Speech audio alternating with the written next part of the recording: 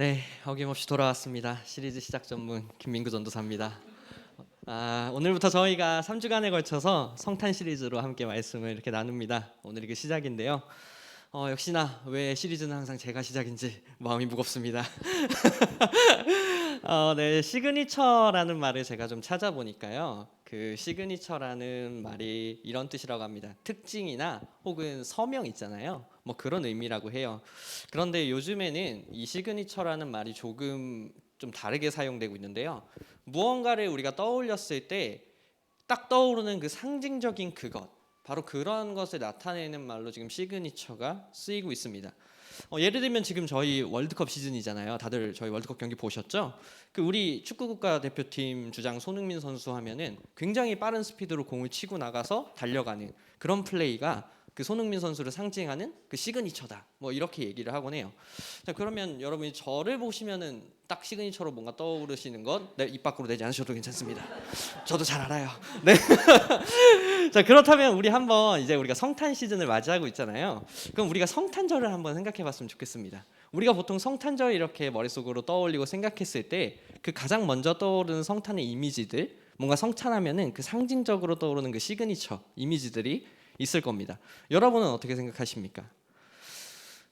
지금 코로나 사태 이후로 우리가 조금 규모도 작아지고 많이 사그러들긴 했지만 우리가 12월이 되면은 각 교회에서는 이제 그 예수님이 오신 기쁜 날인 성탄을 기념하기 위해서 굉장히 준비하느라 분주해지잖아요. 그래서 교회마다 이제 뭐 24일 이제 성탄 하루 전부터 뭐 찬송도 준비하고 연극도 준비하고 뭐 좀 규모가 큰 교회는 성가대가 칸타타도 준비하고 뭐 이러면서 준비된 전야제도 진행이 됩니다. 또 그런 전야제가 끝나고 나면은 아마 해보신 분도 계시고 경험하지 못하신 분도 계실 것 같은데 이게 각 가정을 돌면서 그 간식도 얻어오고 이렇게 캐롤도 부르고 같이 막 즐거워하는 그런 밤송이라고 해요, 일명. 뭐 그런 순서를 가지기도 해요. 또 성탄절 당일이 되면은 이제 또 성탄절 기념 예배도 드리죠. 이렇게 각 교회의 상황에 맞춰서 우리가 성탄절을 최대한 기쁘고 최대한 영광스럽게 그렇게 지내려고 굉장히 교회들이 노력을 합니다. 그래서 우리가 사실 성탄절을 이렇게 좀 떠올려 보면요, 우리들에게 굉장히 뭔가 기쁘고 영광스럽고 즐겁고 그런 이미지가 항상 성탄절에 먼저 떠오르곤 하는 것 같아요. 그런데 제가 오늘 이렇게 성탄 시리즈 설교를 준비하고 또 제가 시작하라는 그 이야기를 듣고 나서 좀 여러 방면으로 성탄절에 대해서 좀 고민을 해보기 시작했습니다. 이렇게 여러 방면으로 성탄절에 대해서 묵상을 해보고 또 예수님이 이 땅에 오신 그날에 대해서 막 생각을 하다 보니까요, 우리가 분명히 성탄절의 그 상징적인 이미지들, 기쁘고 즐겁고 또 영광스럽고 그런 이미지들이 분명히 있는데 우리가 너무 그것에만 초점이 맞춰져 있지는 않나? 그런 고민이 들기 시작했어요.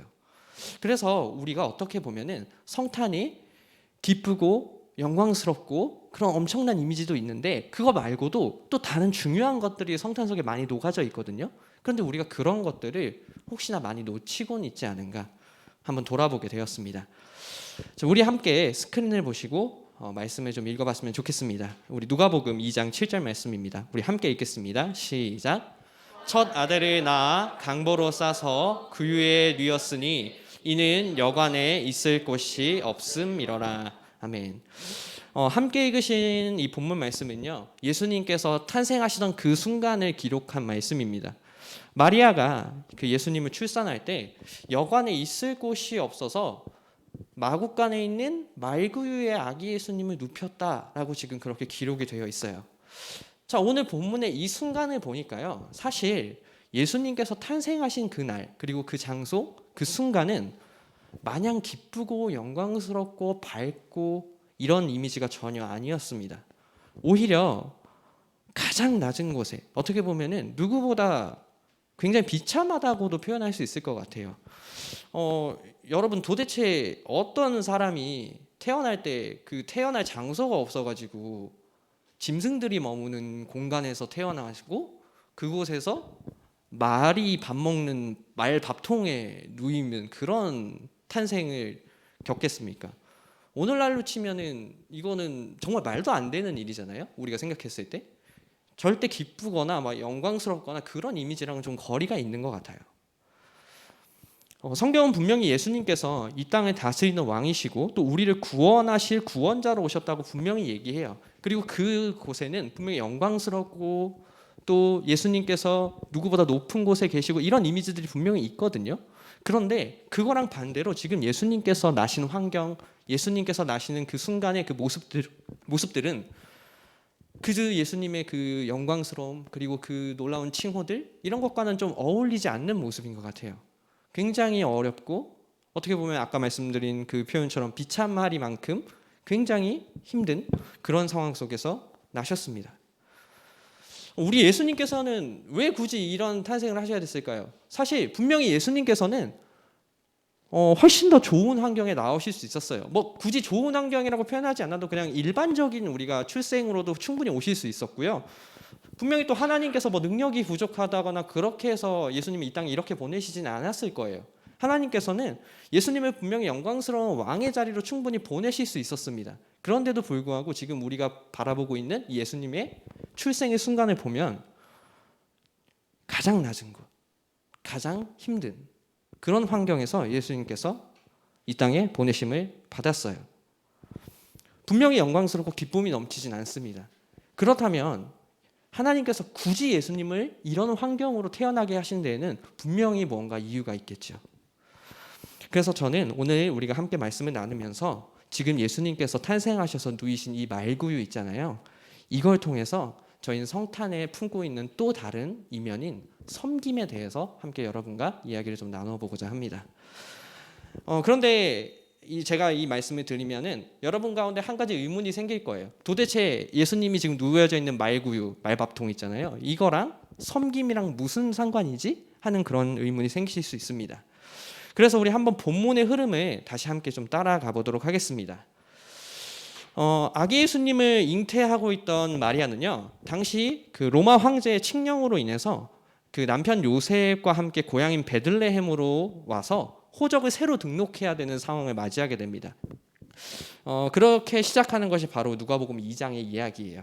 누가복음 2장 1절에 보면은 아우구스투 황제가 그 호적을 다 새로 하라는 칙명을 내려서 그 모든 이스라엘 사람들이 다 각자 고향으로 돌아가게 되는 그런 모습을 기록하고 있어요. 그렇게 마리아와 요셉은 갈릴리라는 저 먼 곳에서부터 베들레헴까지 여행길에 오르게 됩니다. 그렇게 먼 여정 끝에 도착한 베들레헴에서 마리아는 출산일을 맞이하게 돼요. 당시에 베들레헴은 사실 굉장히 작은 마을이었다고 해요. 그래서 그곳에서 우리 앞서 읽었던 7절 말씀에 보니까 그곳에 바로 도착해서 이제 아기를 낳아야 되는 출산일을 맞이했는데 마을에 있을 곳이 없다. 마을의 여관에 있을 곳이 없었다라고 지금 기록이 되어 있었던 것입니다. 자, 그런데요. 이 말씀에서 우리가 여관이라고 딱 하면 떠오르는 그 이미지가 있잖아요. 우리가 생각하는 그 여관, 요새 그 머무는 그 뭐 요새는 여관이라는 말보다는 뭐 호텔이나 뭐 모텔 뭐 이런 식으로 더 많이 쓰긴 하지만 우리가 생각하는 그 숙박 시설이나 뭐 그런 게 딱 떠오르잖아요. 그런데 사실 이 여관이라고 번역된 단어를 우리가 당시 이스라엘 상황에 좀 비추어 보면은 머물 방이라고 보는 것이 좀 더 타당합니다. 왜냐하면 이 여관이라고 번역된 단어가요, 지금 화면에 보시는 것처럼 카탈루마라는 단어인데 이 단어가 숙박시설을 얘기하는 여관을 의미함과 동시에 그 가정집에서 손님을 맞이할 수 있게 준비된 방 있잖아요. 그런 객실을 의미하는 단어로도 쓰였습니다. 그런데 그러니까 우리는 오늘날로 따지면은 그 우리가 좀 더 이해하기 쉽게 얘기하자면 우리 예전에 왜 우리나라에 그 사랑방 문화가 있었잖아요. 그 손님들을 맞이할 수 있고 손님들을 재워줄 수 있는 그런 사랑방 문화가 있었던 것처럼 당시 이스라엘 문화에서도 손님들을 굉장히 우대하고 손님들을 이렇게 대접해야 된다는 그런 문화가 있었어요. 그래서 그런 게 굉장히 덕스러운 일이었기 때문에 항상 이스라엘 집에는 그런 손님들을 맞이할 수 있는 일종의 사랑방 같은 공간이 마련이 돼 있었습니다. 자, 그리고 우리가 흔히 떠올리는 이 여관 같은 그런 숙박시설 있죠. 그런 건 굉장히 흔치 않은 거였어요. 그래서 작은 마을에서는 찾아볼 수도 없었고요. 뭐 대도시나 가야 있었고 이렇게 우리가 여행을 가다가 굉장히 중요한 거점 같은 데서나 찾아볼 수 있었다고 해요. 그러니까 이 작은 마을 베들레헴은 사실 여관은 존재하기 어려웠을 겁니다.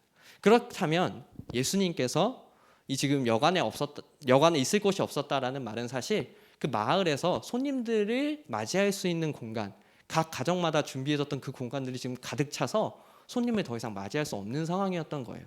왜냐면 앞서서 갑자기 황제가 칙령을 내려갖고 다 호적 새로 하라고 하니까 사람들이 다 몰려들 거 아니에요.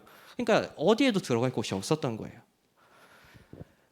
그런 상황에서 지금 예수님께서 어떤 한 가정이 그러면 여기라도 좀 쓰세요. 지금 상황이 되게 급한 것 같으니까 저희가 지금 손님을 대접할 수 있는 방은 다 가득 찼는데 지금 이 공간이라도 한번 사용하세요 라고 어떤 한 공간을 내어주게 됩니다. 바로 그 공간이 우리가 성경 말씀에서 보고 있는 마굿간이라는 공간이에요.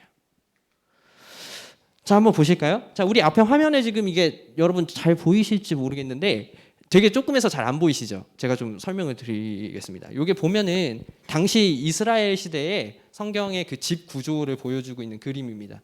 그러니까 이스라엘 당시 집들은요, 그 땅을 깊게 파서 2층 구조였어요. 그래서 2층 구조고 위쪽에 사람이 머물 수 있는 방이 있고 지금 그래서 여기 보이세요? 여기가 사람이 머무는 공간이에요. 그리고 아래쪽에 이제 가축들을 머물 수 있는 그런 공간을 마련을 했습니다. 이런 식의 구조였어요. 그러니까 우리가 생각하는 마곡간은요, 이렇게 별도로 집 밖에 있어가지고 그곳에 뭐 말들이 들어가 있고 거기에서 가축들이 생활하는 게 아니라 이스라엘 집 구조는 이렇게 돼 있었어요. 사람들이 생활하는 공간 아래쪽에 가축들이 있었던 거예요. 그러니까 지금 예수님께서 태어나신 이 공간은요, 일반적인 가정집 내에서도 가장 낮은 곳, 가장 빛이 들지 않고 가장 저 구석에 있는 그런 공간이었던 겁니다. 그러니까 예수님이 지금 태어나신 이 장소와 이 환경을 여러분께서 잘 기억해 두시기 바랍니다. 자, 그리고 이 마곡간 안에 예수님께서 누이신 말구유가 있었던 겁니다. 이 공간은 앞서 말씀드린 것처럼 가정집에서 가장 낮은 곳이기도 하고요. 그와 동시에 어떤 공간이었냐면요, 그곳은 그 가정에서 생계를 유지하기 위해서 가장 중요한 가축들이 길러지는 공간, 그러니까 한마디로 누군가 그곳에서 계속해서 섬겨야 하는 그런 공간이었어요. 이 공간 가장 낮은 곳에 놓여있는 말 구유는요, 그 섬기는 일의 가장 핵심적인 역할이었습니다. 왜냐하면 가축을 돌보는 일에 제일 중요한 게 뭐예요? 가축들의 먹이를 준비해 주는 거잖아요. 그래서 이 말구유 그리고 마곡간에 있는 그 말구유는 어떻게 보면 가장 낮고도 더 낮은 걸 상징했어요. 이 가축을 돌보는 일은 그 집에서 굉장히 중요한 일임과 동시에 사실 제일 허드렛 일이었어요.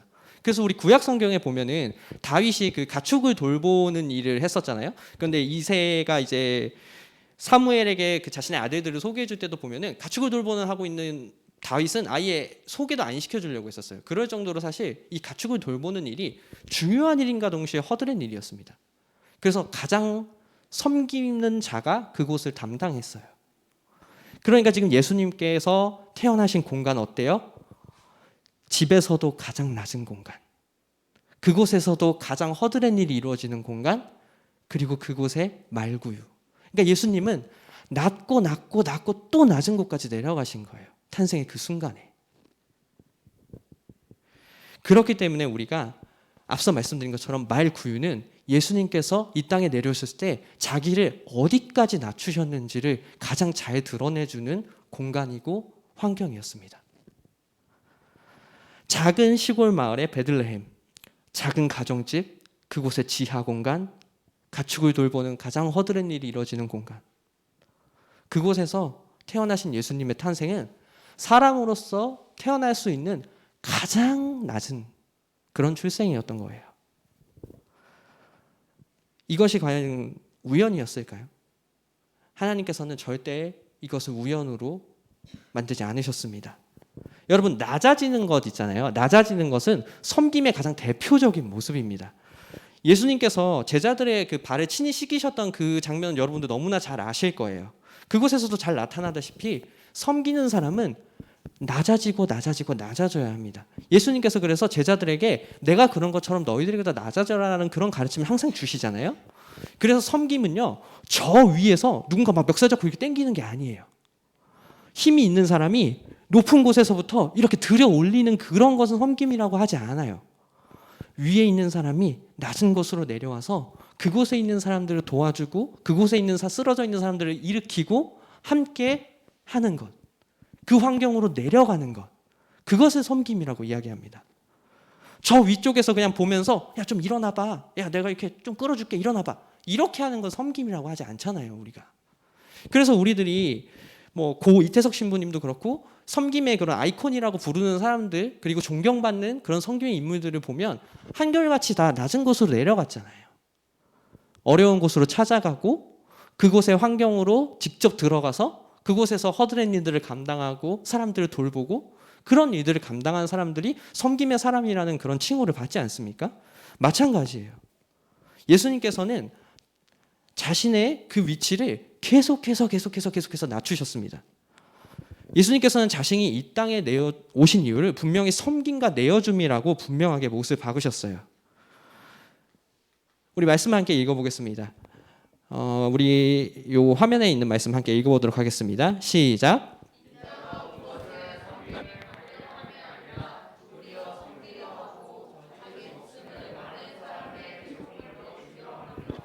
아멘. 말씀처럼 예수님께서는 본인이 높은 곳에서 섬김을 받으려고 오신 것이 아니라 도리어 섬기러 오셨다라고 이야기를 하고 있습니다. 그리고 이 섬김의 가장 큰 모습을 자신이 잘 드러내준 것이 바로 자신을 낮추신 모습이에요. 저는 저희 주일학교 교사들에게 가장 함께 주일학교 섬기고 있는 저희 교사들에게 가장 감사한 것이 무엇인지 아십니까? 저희 주일학교 선생님들의 목이 결코 뻣뻣하지 않다는 거예요. 어떤 의미냐면요. 주프를 지금 이제 처음 경험하는 선생님부터 시작해서 베테랑 선생님들까지 항상 아이들과 함께 그 눈높이를 낮아지려고 노력하는 모습이 제 눈에 계속 보여요. 굉장히 무던하게 낮아지려고 애를 쓰는 모습이 눈에 보입니다. 사실 애들 말 잘 알아듣지도 못하겠거든요. 이렇게 같이 대화하다 보면은 이제 무슨 말인지 하나도 모르겠어요. 근데 어떻게든 들어주려고 막 귀를 기울이고요. 막 저기서 이제 분반하고 있는 다른 반들 이렇게 보면요, 막 와 이러고 막 하는데 어떻게든 막 가르쳐 보려고 이렇게 막 같이 낮아져 갖고 막 장난치고 있고 그런 모습들을 봐요. 아이들과 게임할 때도 막 눈치껏 이겼다 졌다 하면서 막 밀당도 해주고요. 막 분명히 힘쓰면 어른이잖아요. 당연히 다 이길 수 있는 거 애들 그 레벨에 맞춰서 갖고 다 맞춰주려고 노력해요. 그런 모습들이 아이들에 맞춰서 이렇게 낮아지려고 하고 섬기려고 하는 그런 모습을 아이들도 느낍니다. 그래서 아이들이 지금 주프 선생님을 엄청 좋아해요. 너무너무 좋아하고 그런 모습들을 제가 봅니다. 저는 어떠냐고요? 저는 철이 없어서 상관이 없습니다. 왜냐하면 저는 낮아지지 않아도 이미 그들과 같은 레벨이 있기 때문에 같이 싸우고 같이 장난치고 그러고 있어요. 그래서 저번 주에도 높은 곳에 뭐 있길래 그걸 더 높은 곳에다 올려놓고 놀리고 막 그랬거든요. anyway. 이렇게 선생님들이 아이들의 모습에 맞춰서 낮아지고 그들과 함께 섬겨주니까 아이들이 그를 따르는 모습을 봅니다. 그래서 전 그 모습을 보면서 항상 너무 감사한 마음이 들어요. 마찬가지인 것 같습니다. 우리가 그 섬김의 모습을 나타낼 때요, 우리 목이 뻣뻣하면 그건 더 이상 섬김이 아닌 것 같아요. 그런데 예수님께서는 결코 목이 뻣뻣하지 않으셨습니다. 오늘 말씀에도 보신 것처럼 본인이 직접 나는 섬기러 왔다라고 이야기하고 계세요. 그리고 또 한편 예수님께서는 말로만 하신 게 아니라 본인의 행동으로도 실천하셨잖아요. 우리는 성경의 그 모습들을 너무나 잘 알고 있습니다. 제자들의 발을 씻기신 것, 그리고 아무도 신경 쓰지 않았던 나병 환자들을 찾아가셔서 그들을 낫게 해주시고요. 아무도 신경 쓰지 않았던 죄인들, 세리들, 심지어 밥조차도 같이 먹지 않으려고 했던 그런 사람들의 자리로 예수님께서는 내려가셨습니다. 그러니까 어떻게 보면요, 우리 예수님의 일생은 계속해서 내려가는 인생이셨어요. 저 높은 곳에 계시던 예수님께서 말구유라는 가장 낮은 곳으로 내려와서 태어나셨고요.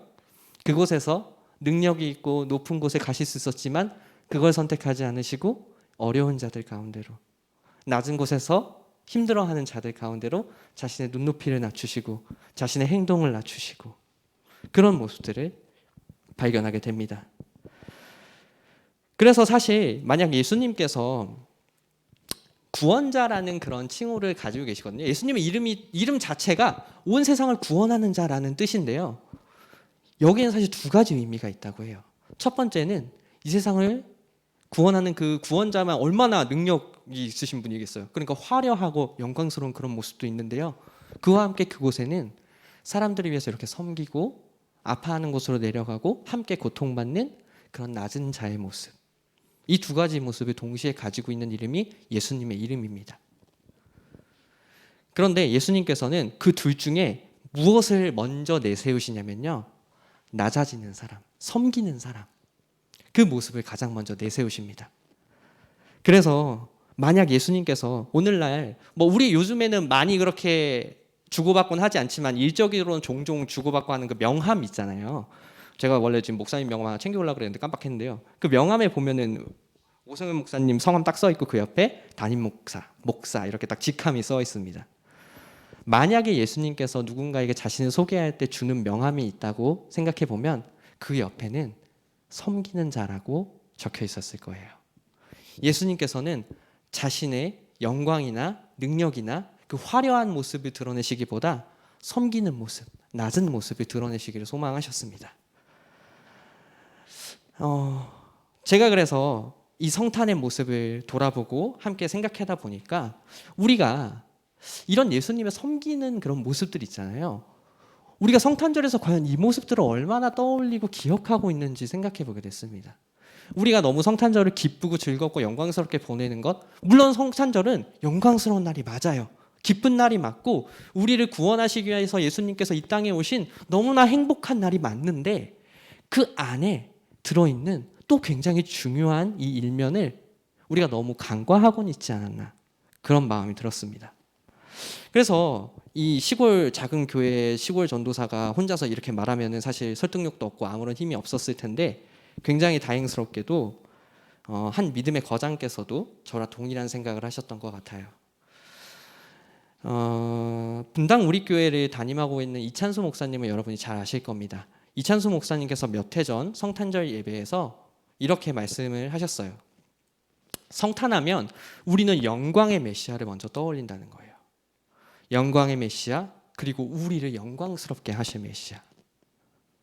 예수님을 말합니다. 그러니까 우리를 드높여 주실 예수님, 그리고 드높여져 계신 예수님을 가장 먼저 떠올린다는 거예요. 그러다 보니까 우리 신앙생활 속에 말구유가 없어져 버린다는 거예요. 예수님이 낮아지신 그 자리, 예수님이 섬기셨던 그 자리, 그런 것들이 우리 사이에서 없어져 버렸다라고 말씀하십니다. 그래서 이찬수 목사님께서 이렇게 말씀하셨어요. 이번 성탄절을 내가 생각하고 점검하면서 보니까 너무 화려하고 영광스러운 그런 모습만 추구하는 신앙생활이 자꾸 보이더라는 거예요. 그런데 예수님은 그렇게 하지 않으셨다는 거예요. 시작은 말구유. 그리고 예수님의 행적들을 보면 계속 낮고 그리고 그 끝은 십자가. 다른 말로 하면 낮아지신 겸손하신 그런 모습들, 그리고 마지막에는 예수님의 십자가의 희생까지. 이런 것에 우리가 너무 간과하고 있고 너무 영광스러움에만 치중하고 있지는 않았나, 이런 말씀을 하셨습니다. 오늘날 우리들도 한번 돌아봤으면 좋겠어요. 우리들의 신앙생활에서, 우리들의 삶의 자리에서 과연 예수님께서 이렇게 낮아지시고 섬기시고 우리들과 함께 하셨던 그 모습들이 얼마나 나의 생활 속에 녹아져 있나, 얼마나 우리들이 그 모습과 함께 하고 있는지 우리가 좀 고민해 봤으면 좋겠습니다. 그래서 저부터 돌이켜 보니까요, 성탄으로 시작해서 생각을 했지만 내 신앙생활 전반을 돌아보니까요, 그 예수님의 낮아지신 모습 얼만큼 있을까, 그 예수님의 섬기는 그 모습이 나한테 얼마나 있을까, 굉장히 많이 회개하고 또 저를 돌아보게 됐습니다. 그래서 저한테도 그 예수님의 말구유가 저 멀리 치워져 있더라고요. 뒷전으로 가 있었어요. 자, 그렇다면 우리가 어떻게 하면 이 성탄의 지금 다른 이미지인 이 섬김이 있잖아요, 이걸 어떻게 다시 한번 좀 찾아보고 드러낼 수 있을까요? 자, 그래서 저는 오늘 여러분과 함께 이 이야기를 나누고 싶습니다. 우리들은 각자의 말구유를 찾아야 됩니다. 우리 삶의 자리에서 나의 말구유를 되찾아야 해요. 이 말구유라고 이야기하는 것은요, 바로 우리가 낮아질 장소입니다. 쉽게 설명하자면 우리가 섬김을 실천할 장소예요. 예를 들면 지금 자신이 섬기고 있는 기관이 있으신 분들은 그 기관이 여러분의 말구유가 될 수 있습니다. 피스장께서는 그 피스가 여러분의 말구유가 되실 수 있을 거예요. 그리고 지금 주일학교를 섬기고 있는 교사분들께서는 주일학교가 여러분의 말구유실 수 있고요. 또 청풀은 청풀, 그리고 또 우리 가정이 그리고 여러분이 지금 봉사하고 섬기고 계신 그런 일들, 그리고 자신이 지금 다니고 있는 직장이 그 어느 곳이든지 우리들의 말구유가 될 수 있습니다.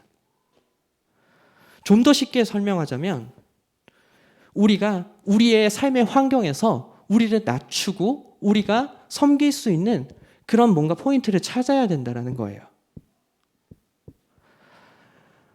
예수님의 일생은 사실 말구유부터 시작해서 십자가까지 그 관통하는 예수님의 일생은 앞서 우리가 나눈 이야기처럼 계속해서 섬김의 연속이었습니다.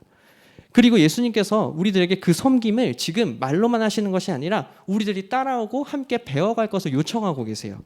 그래서 예수님께서 어떻게 말씀하시냐면 빌립보서 말씀에 이렇게 말씀하십니다. 예수님께서 빌립보서 2장 3절 이하에 뭐라고 말씀하시냐면요. 무슨 일을 하든지 오직 겸손한 마음으로 자기보다 남을 낮게 여기고 그리고 자기 일을 돌보듯이 남의 일을 돌보라라고 말씀하세요. 예수님께서는 지금 그 남의 일을 돌보라 그리고 남보다 나를 낮게 여겨라 이 말씀을 통해서 섬김의 모습을 우리 삶에서 실천할 것을 요청하십니다. 그러니까 우리는 이 삶에서 섬김의 모습을 실천할 수 있는 그 특정한 장소, 그 특정한 순간, 특정한 환경을 우리 삶에서 찾아내야 합니다. 그런데 우리가 섬김하면 너무 어렵게 생각하잖아요. 너무 우리한테 무겁게 다가오고 사실 쉽지 않은 모습으로 다가오지만 예수님께서는 그냥 일상적으로 계속해서 낮아지셨고요. 일상적으로 자신 있는 곳에서 섬기셨어요. 우리도 그런 예수님의 모습을 함께 닮아가길 바랍니다. 여러분이 지금 섬기고 있는 그 자리, 여러분이 지금 있는 그 순간, 여러분이 지금 경험하고 있는 그 환경이 바로 우리들의 말구유예요. 우리들은 그곳에서 얼마든지 섬김을 행할 수 있습니다. 대신에 우리들에게 좀 더 다짐이 필요할 거잖아요. 그렇기 때문에 우리가 여러분이 좀 더 좁혀서 한번 생각해 보셨으면 좋겠어요. 내가 지금 주일학교를 섬기고 있다면 그 주일학교에 한번 집중해서 그곳을 내 말구유로 삼아보는 거예요. 내 피스를 내 말구유로 삼으면 사실 피스에 챙겨야 될 일이 되게 많잖아요. 저는 물론 피스장이 아니기 때문에 피스장분들의 고충을 다 이해할 수는 없지만 자기 일을 감당하시면서 피스의 일을 감당하고 또 사람들 연락해야 되고 챙겨야 되고 굉장히 쉽지 않은 일입니다. 그런데 그런 부분에서 여러분들이 자기를 낮추시고 계속해서 섬기고 계시기 때문에 피스가 유지되는 거예요. 바로 그곳이 여러분의 말구유인 거예요. 섬김을 실천하고 있는. 여러분 직장에서도 마찬가지죠. 그곳에서도 우리는 충분히 그곳을 내 말구유로 삼을 수 있습니다. 내가 섬길 수 있는 것을 찾아서 섬길 수 있어요. 우리 삶의 그런 모습이 녹아들어지는 저와 여러분이 되시길 간절히 소망합니다. 말씀을 마치면서요. 우리가 그런데 섬김을 이렇게 생각하다 보면 사실 섬김이 더 무겁게 느껴지는 이유가 세상은 우리가 이렇게 낮아지고 섬겨주고 또 그를 위해서 힘써주고 이러면 그들도 우리를 섬겨주고 우리를 아껴주고 존귀하게 여겨주면 참 고마울 텐데 이런 말이 요새 있더라고요. 그 호의가 계속되면 둘리가 된다고. 그래서 우리가 이렇게 낮아지고 해도 세상에서 사실 인정을 잘 못 받아요. 오히려 그 우리의 섬김이나 그 우리의 호의들, 우리의 낮아지는 모습들을 이용하려고 하고 그 모습이 오히려 우리들에게 상처가 되기도 하고 그런 일들이 벌어지곤 합니다. 그렇기 때문에 사실 섬김이라는 단어가 우리들에게 더 무겁게 다가오는 것 같아요. 더 어렵게. 지금 나의 주변의 환경에서 누군가를 섬긴다는 것이 쉽지 않은 일로 다가오는 것 같습니다. 그렇지만 여러분들 꼭 기억하셨으면 좋겠는 것은요. 우리가 낮아지고 섬기는 그 모습을 되찾으면요. 우리가 어디까지 낮아져 있던 예수님이 우리를 높은 자리로 끌어올리십니다. 예수님께서도 그러셨어요. 처음에 말구유를 시작하셨고요. 계속해서 낮은 곳으로 향하셨고 끝끝내는 십자가에 달리셔서 돌아가시기까지 했지만 그 희생의 순간 그 가장 낮아지셨던 십자가의 자리에서 예수님은 하나님께서 하나님 우편 보좌 자리를 올리셨잖아요. 가장 영광스러운 모습으로. 그리고 우리들에게도 동일한 약속을 주셨습니다. 말씀 가운데서 우리가 낮아졌을 때 예수님께서 우리를 높이신다고 말씀하셨어요. 우리가 남들을 돌보고 섬길 때 예수님께서 그 섬김을 채워주시고 그 우리의 낮아졌던 그 공간을 예수님께서 다 메꿔주시는 거예요. 그래서 우리가 마지막에 함께 영광을 누릴 수 있도록 예수님께서 준비해 주신다고 얘기하십니다. 예수님께서는 가장 마지막 순간에 가서야 자신의 영광과 기쁨을 드러내셨어요. 가장 그 화려한 모습을 드러내셨습니다. 우리들도 좀 그런 삶의 모습을 취하면 좋을 것 같아요. 우리들이 시작부터 막 우리의 영광스러운 모습들, 우리의 화려한 모습을 드러내기보다 우리가 낮은 모습을 먼저 드러내고 맨 마지막 순간에서 예수님께서 드러내주시는 그 영광을 취하는 모습이 사실 우리 삶에서 더 멋있지 않겠습니까? 요새 드라마를 보니까 그 드라마 중에 요새 되게 핫한 드라마가 있더라고요. 그 재벌집 막내 아들 보시는 분 계신지 모르겠는데 거기 보니까요. 어떤 한 사람은 자신이 재벌인 걸 막 티내면서 막 화려한 요트에서 막 뽐을 내요. 그런데 그 저희 주인공 그 연예인 이름이 기억이 안 나요. 큰일 났어요. 네, 송중기요. 감사합니다. 네, 그 송중기는 이제 딱 그 처음 아무것도 아닌 것처럼 자신을 포장하고 있지만 다 뜯어보니까 막 가장 뛰어난 사람이고 그런 모습이 드러나면서 사실 사람들이 그런 송중기에게 매력을 느끼더라고요. 물론 마스크 탓도 있겠지만. 자, 그래서 그렇게 그런 모습들을 보면은 우리도 좀 비슷한 것 같아요. 우리가 막 화려함을 찾아서 우리가 영광스러운 모습을 찾다 보면요, 우리의 삶에 오히려 그런 모습들은 점점 깎여 나가고 우리는 오히려 더 낮은 곳으로 내려가는 것 같아요. 그런데 우리가 먼저 섬기고 우리가 먼저 낮아지는 자세를 취할 때 예수님께서는 그 모습을 가지고 들어 쓰십니다. 그래서 우리가 성탄절을 한번 생각해 보면서 우리의 삶의 그 신앙의 생활의 패턴들을 한번 점검해 봤으면 좋겠어요. 이찬수 목사님께서 당부한 것처럼 우리가 너무 화려한 일면에 취해서 우리가 실제로 살아내야 하는 그런 낮은 곳의 자리, 그리고 예수님께서 우리에게 부탁하셨던 그 섬김의 모습들을 놓치고는 있지 않은가, 이 성탄절을 통해서 한번 되돌아보는 우리가 됐으면 좋겠습니다. 이스라엘 사람들은요, 자신들을 구원하러 오실 메시아에 대해서 오직 영광스럽고 능력 있고 힘 있는 모습만 취하려고 했습니다. 그런 사람만 바랬어요. 그러다 보니까 메시아로 오시고 우리를 구원하러 오신 예수님이 저 낮은 곳에서 계속해서 죄인들과 함께하고 아무런 볼품없는 곳으로 찾아다니시고, 그러니까 예수님을 받아들이지 않았어요. 우리가 만약 영광스럽고 화려한 모습만 쫓아가고 추구하다 보면요, 우리들도 그런 유대인들 같이 될지도 모릅니다. 우리들도 그 예수님의 낮아지는 모습, 예수님께서 그리고 그 예수님의 삶을 따라가다 보면 우리도 같이 힘겨움을 겪잖아요. 우리도 같이 낮아져야 하고 우리들도 예수님의 그 모습을 동행하다 보면 우리들도 마치 유대인들이 그랬던 것처럼 예수님을 받아들이지 않을지도 모릅니다.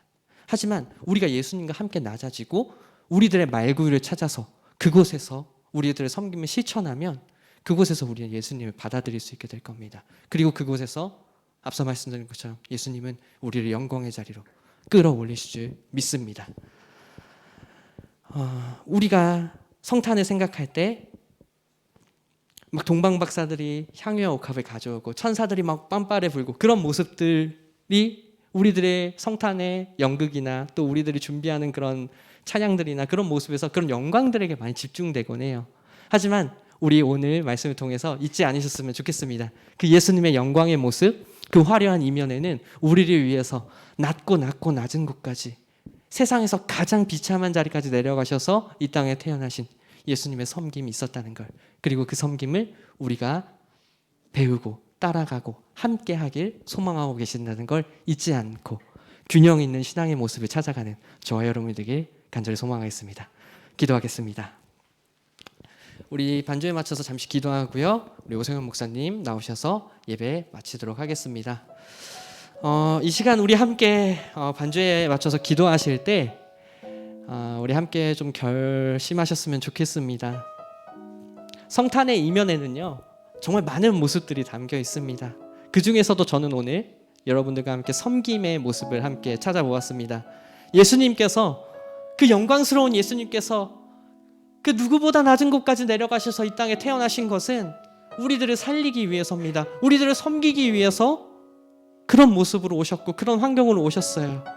그리고 이제 그 섬김을 우리들이 삶에서 예수님과 함께 실천하기를 바라고 계십니다. 우리가 함께 섬김의 사람이 되길 간절히 바라고 계십니다.